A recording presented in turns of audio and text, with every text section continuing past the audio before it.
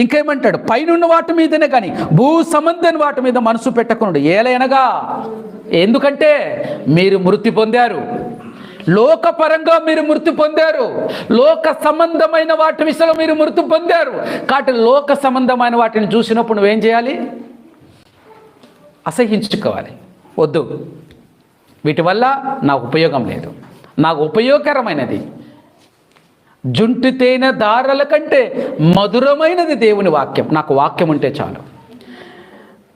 మనిషి రొట్టె వలన మాత్రమే కాదు, దేవుడి నోటి నుంచి ప్రతి మాట వలన, దేవుడి నోటి నుంచి వచ్చే ప్రతి మాట వలన జీవిస్తాడని వాక్యం సెలవిస్తుంది.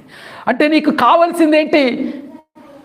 ఏమి తిందామంటే ఏ వాక్యం చదవాలి, ఎలా చదవాలి, ఎలా ధ్యానించాలి, ఎలా వాక్యాన్ని హృదయంలో తీసుకోవాలి, ఎలా ప్రార్థన చేయాలి, ఈ ఆలోచన ఉండాలి, ఎలా ఇతరులకు సువార్త ప్రకటించాలి, ఇది ఉండాలి. కానీ ఇది ఉండకుండా లోకంలో ఉన్న వాటి మీద పరిగెత్తుతూ